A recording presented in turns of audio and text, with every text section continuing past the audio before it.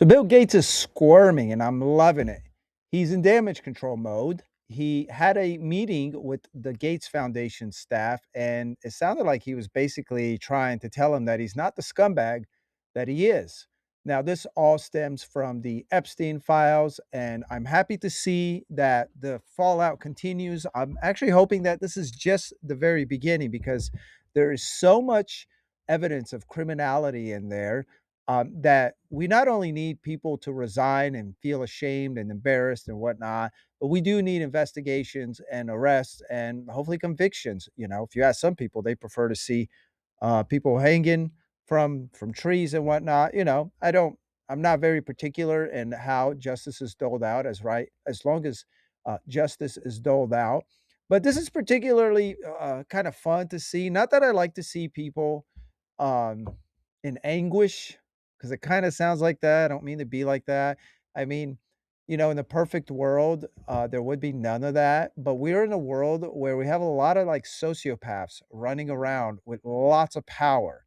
And Bill Gates is one of those people. He's a very disturbing human being. This is someone who wants to like vaccinate the entire world, who uses Africa as his guinea pig, and he does it under the guise that he's providing a service to humanity, and that's not his intention at all. This is also someone who wants to dim the sky and the sun, and he's doled over money for various efforts to do that. This is someone who, for many, many years, pushed the whole climate con. He funded it, and he funded these efforts that uh, were aimed at basically deindustrializing our society by going back away from fossil fuels, which are efficient. And then he changed his mind. Remember this? This just happened recently. It was total turnaround. All of a sudden, Bill Gates kind of backtracked on the climate agenda, and he said it wasn't the disastrous projection that he had said. He had literally written a book basically saying that we were heading towards like climate disaster. And then I don't know, like a year later or something like that, he came out and he said it's not as imminent as he had said before. Why did he do this? It's not because he changed his beliefs. None of what he does, nothing he does is based on the things that he says in public. He's a bold-faced liar, absolute liar. He's a sociopath. I believe he's a sociopath, and I believe that his aim is to basically exert various controls over the entire globe because that's how people like him think. So the basis for going back on the climate con was because um, all of a sudden we needed uh, we needed energy to produce AI. That's another thing. So he sees more hope in AI because again, the crux of who this man is he's an elitist who wants to control everyone else. These types of people have existed since the beginning of time, and they will until the end of time. And then there will be one elitist who will rule the kingdom of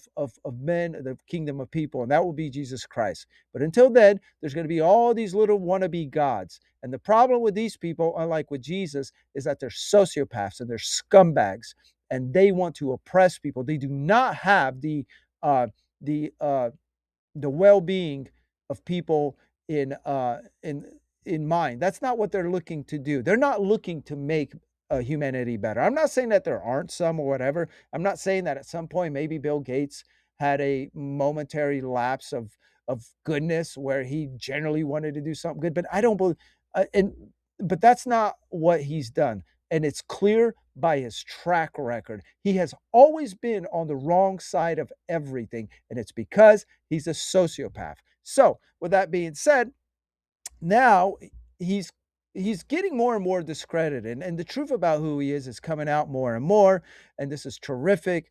And hopefully it gets to a point where he doesn't have the power anymore. He doesn't have the pull despite his money. You know, he'll be a cancer, he'll be toxic, and people will be like they were with with Epstein. They were like, we can't be associated with you anymore. Now, going back to these files, he's denying the most embarrassing elements of these files. There are two emails in these files in this latest January 30 dump that suggests that he got an STD from Russian girls, which many have interpreted to mean Russian uh, prostitutes. Now, he has twisted the whole thing. Maybe he hasn't twisted it. It's possible. He is a very rich guy and he doesn't really need to go to prostitutes. But the way he's framing it is that he did have an affair, one with a Russian bridge player who he met at bridge events, and one with a Russian nuclear physicist. So, it's like he's like, you know what, I had an affair, or whatever, but I mean, I wouldn't be caught near, someone low, like some low life like prostitutes. I have my extra dalliances with nuclear physicists or bridge players. That's who I that's where I'm having my extracurricular marital activities. And anyway, obviously, we have no way of knowing if that's true. The emails that refer to him getting an STD and trying to slip his wife some antibiotics to deal with the STD were never sent. Jeffrey Epstein wrote them; they were drafts, but they didn't go anywhere. He never sent them. So who knows? Who knows if it's true or not? But what's true is that he's having to do some damage control. So he's got this Gates Foundation, and he's got all these other ways that he uses his influence, his money, his power to influence policy, because that's what guys like him do. And what gives me joy is the fact that it appears that that's failing. He's going to stop having, he's not going to be taken as seriously anymore. I don't know how people took him so seriously for so long anymore. I know that there's still a large cohort of normies and mainstreamers who still believe the propaganda version of what they're told. And the propaganda version is, there's always an element of propaganda in everything we ever hear, that ever comes in mainstream, because it's just so dirty. The conduit that through which it comes the source itself is erroneous. So the journal obtains this recording, and that's how they reported this. And this, I have no doubt, happened.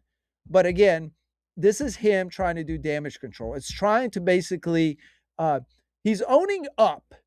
And so by owning up and saying, "Oh yeah, I was a nuclear physicist and a bridge player," what it does, it's supposed to like dismantle for make people forget about what the files seem to indicate. So again, he denied that that's happening. But this is good. This is really good, but it's not as good as it should be, because while while Gates is going to be marooned, there's a lot of stuff in there that's pretty criminal, and we're not seeing any accountability. And this is what caused Thomas Massey a couple of days ago to go on the House floor and drop some names himself, saying, "Hey, where are the arrests or the questioning of these people?" So he named Leslie Wexler, Leon Black, and Jess Staley. Now, again, with these things, every time we have some names dropped, um, they're names of people we've already known about. What the Epstein files have done more than anything is they've confirmed what a lot of good independent journalists have kind of told us already. And I keep going back to, because I think this is the one that I know the most, and this is the one whose books I have and I've read through in her reporting, and that's Whitney Webb. And Whitney Webb is probably the number one, the heaviest hitter when it comes to Epstein documenting. And so what these files have done have kind of basically just confirmed that everything she was saying, not everything, because they haven't confirmed everything, which they've confirmed a lot of what's on there, which leads me to believe that if we were to get the other files, they confirm everything else that's in there, which would be a very, very scary prospect. So we need to start seeing some action here. We need to start seeing some accountability, but we're not I don't know that we're going to see that. And the reason I think that is because, one, we haven't seen anything. We've seen stuff in Europe and even in the UAE and whatnot, but we're not seeing it here. And that's because um that's because the ultimate power isn't where we were told it was. And this should be an awakening to the normies who, for whatever reason, they still exist. And there's still people out there who refuse to believe, despite all of this, that you're not as free as you think you are. That there is a shadowy group of people, a network, who operates, who have more power than the DOJ, than even the president, than Congress. They have power over Congress and the DOJ. And these people are the ones who are basically preventing the rest of the Epstein files from coming out. I mean, think about it. The law, the Epstein Files Transparency Act passed, right? And it was supposed to release somewhere around 6 million documents. And they released about half of that, a little more than half of that. And most of that they did release was redacted. They outright, they outright broke the law, right? And so, Thomas Massey and Ro Khanna have exerted extra pressure, and then we were able to get various pieces released here and there. We found out who sent the torture video, and then we found out that there was who the redacted names were in this 2019 internal FBI memo that had co-conspirators to child trafficking, and one of those guys was Leslie Wexner. Again, not a big surprise. Leslie Wexner has been his name has popped up over and over in independent journalism. That wasn't, and neither was Leon Black, like I said, neither is Jess Staley, who was part of this nasty lawsuit in the Virgin Islands, and he's been blackballed from the finance industry in the UK. For so everyone knows, but the normies and the people who watch mainstream media, like these guys are rotten to the core. So why aren't we seeing this? Why aren't we seeing this again? This is just more proof that we're not in charge. We don't there's a leash, there's a cap to the power that the people have. And so when you reach that ceiling, when that leash is tightened, that's where the real power begins. That's where you start to that's the tell. That's the tell. So, I hope people start to get it. I hope people begin to see that a lot of the conspiracies, the good ones, the conspiracy facts, the conspiracy with evidence were true. You live in the matrix, man.